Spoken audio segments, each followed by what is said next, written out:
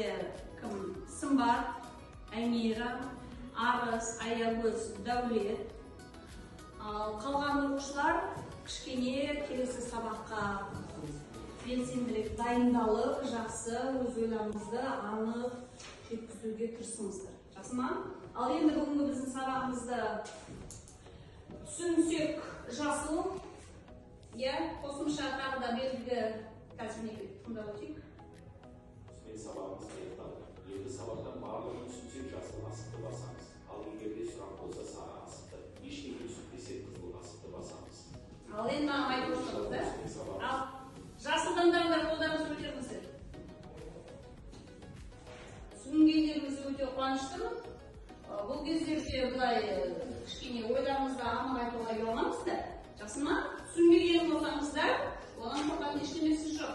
Түсінбесеңіздер, түсінбедім деп айтыңыздар. Егер түсінбесеңіздер, мен келесі сабаққа сіздерге тағы да қосымша ақпарат әкеліп сіздерге бүгінгі сабаққа қатысқандарыңызға көп рахмет. Сау болыңыздар.